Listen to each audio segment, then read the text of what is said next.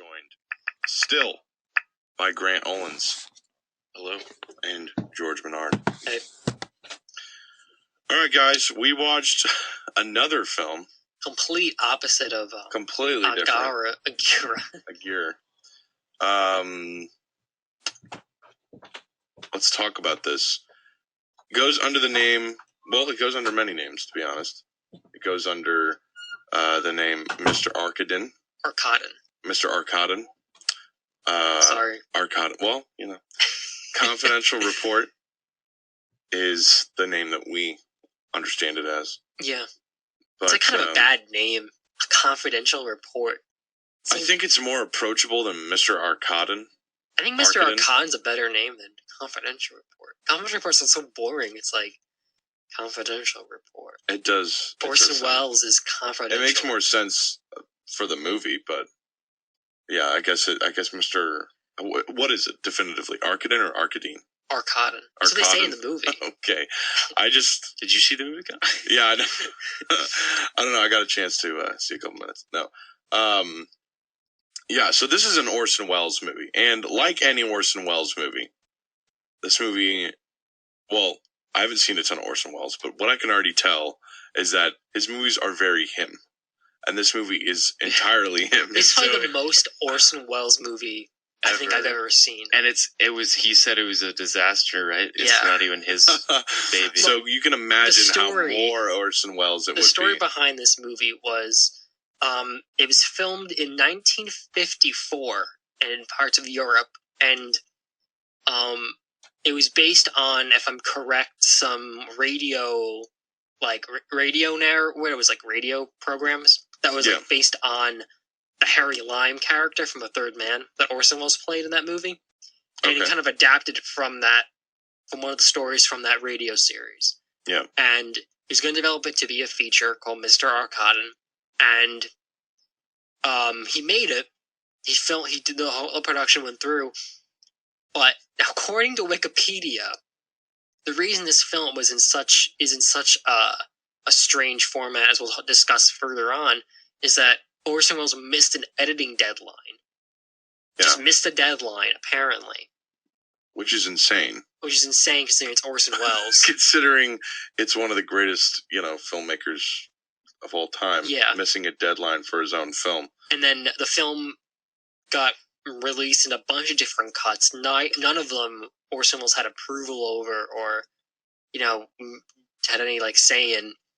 Right. And the film since then has been kind of a bunch of fragmented circulation. There's a bunch of different cuts of the movie. The one we watched was 2006 Criterion Collection had released probably the cut that was the most restored. It kind of took a lot of different. It was a Spanish cut, a European cut, and American cut, and kind of mix it together as best they could to kind of create as they would think was Orson Welles is the closest to what Orson Welles would have wanted at the very least. And that's the cut we saw, and it's like a Frankenstein of a movie in a lot of ways. It really is. You're right in saying that. It's got a lot of stitches and a lot of scars on it. Yeah. It's really. You start the film. It's already kind of strangely cut. There's some weird audio things going on where, the guy in the beginning who dies, who has that accent. I was like, is that even that dude's voice? Because it didn't even seem like that actor was saying any of that, because it was kind of out of sync visually, what the audio was him saying and him talking, and then the accent was kind of bad. So it was strange. And the cuts and some of the shots is a shot the scene. It's seen the docks, right? And the chase scene. It's certain shots don't match. These kind of it kind of just come out of nowhere. It's wait, how does this relate to the previous shot? There's no kind of order. I should give some context. This is this film is about, as I understand it, this guy who is just kind of a traveler, ex-con of sorts. An ex-con of sorts. Or who are you talking about? I'm talking about the main character. Yeah, not Mr. Arkadin. No. Wait, talking about. Not Mr. Arkadin, the other guy. Oh, Guy Von Straten. Well, he's a con as well. Yeah. Anyway, this guy who likes solving mysteries and stuff like that tries to find out stuff about this guy who's incredibly rich, owns like the biggest yacht in the world, lives in a castle, things like that. And this guy hires him to figure out who he is, because the secret is that this huge rich, which is a concept I think is really interesting, this huge rich personality is an amnesiac, or whatever you call it. He has amnesia. He doesn't remember anything from before a certain point. And so he hires this guy to go out and figure out who he is, and any of the dirt he can dig up on him, so he knows what is out there against him. It's kind of like a globe-trotting adventure. Yeah. There's so many different places where this is shot. The movie moves really quickly. It does. It adds like a wicked fast almost pace. Unintentionally, because there's parts where someone will literally be in the middle of a sentence, and the scene will, like, we're talking interior cafe in New York, cut to exterior Eiffel Tower, and it's like middle sentence. Like, it's a huge jump. Yeah. It's not like there's also like some jump cuts in there that are really strange. Yeah, you mentioned that there's one part where he's talking to, where the main character's talking to, like, Orson Welles, and, like, he's talking with his sunglasses off, and it cuts to Orson Welles as, like, a reaction shot, and it cuts back to, like, the sunglasses are on, and his hands are at his side. Like, there was no notion continuity whatsoever. Right. Yeah. It was very strange. And yeah, just the whole thing is just edited really poorly, and I guess this is something that happens with, like, old film, is that you watch it, and every time it cuts, like, just the film just wiggles just a little bit every time it cuts. And there was a scene where that was happening over and over and over again, and it actually, like, distracted me from the entire film. Which was it? I can't remember. It was a scene where he was going to walk into the church near the end, and, like, these three guys came up to him or something. I can't remember. Oh, yeah, you gave me a face. I remember you. You made me look like... I was just, like, angry. I was like, can this stop, please? Like, I don't know. It just took me out of it.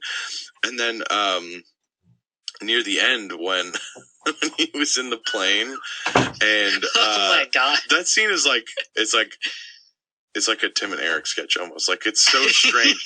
like he's in the airplane, and then she runs up to, just imagine, like, Orson Welles' huge figure, like this huge man in this tiny little airplane with a little headset on. To give context, there's the secret about Orson Welles' character, Mr. Arcaden. The main character, I think, what's his name? Guy Von Straten. Yeah. Guy Von Straten is the name of the main character. Okay. Played by Robert Arden. There you go. The great, the immortal Robert Arden. But yeah, so he's about to tell Mr. Arcaden's daughter the secrets about him. Yeah. And Mr. Arcaden knows this, so naturally he gets in a plane and starts flying over where they're talking. And they realize he's entered the airspace, so they tell her to go up to the control tower, so she can talk to him. And it basically goes like this. He's flying around in an airplane above this airport, and she's up there, and he asks her if Guy Von Straten's there. She says yes. And it's like, don't talk to her. Or don't talk to him.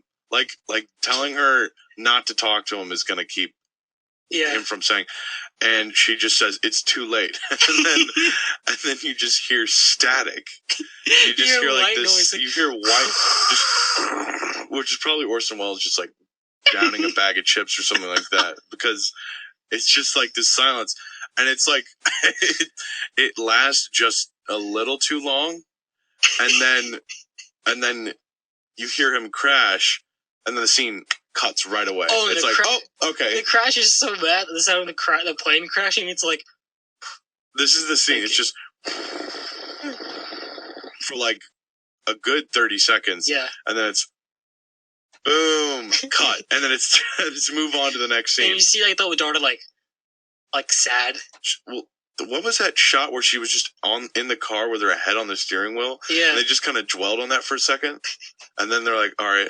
And then they cut back to her later and she's not, like, dead. The movie has so many moments where you're like, oh, it's really weird. And then it goes away and there's never a mention of it again. I know. Like the scene with the heroin addict on the boat. I know. That guy was like, the way this movie opens is all the actors are, like, introduced. That character in, like, something like Citizen Kane would have been, like, you would be there for like maybe 20 minutes of the movie. Like you'd interview him. Yeah, this guy. Or something. It's weird people. Honestly, he's there for like I'll be 2 minutes. Yeah, I'll be honest. This movie's plot had me confused many times. Oh yeah, no, it's like yeah, it's not like the part where he started going after the information too. I was like, what is going on? Like, what is happening? I don't know. I still don't understand who Mr. Arcadin is. I don't understand that's the point. I don't understand if he knows his past, if he knew it all along, if it was a lie. I guess I don't really understand the whole gang thing. He's the last member alive. So, last member of the gang, and it's so he has to save the last gang member so he can save himself. But if you just save yourself, If you run away, why does it matter if you bring another guy that he wants to kill? I don't know. I don't know what was going through a lot of his head while making this movie. It's such an interesting, like, little mess. I think it's kind of like he wants to be a mystery. He wants people to try and figure him out, but he doesn't want people to actually figure him out. Yeah. Seems to be like sorry, what were you gonna say? Because he goes into this investigation, and then every single person he talks to who has some sort of relation with him, he'll like go back.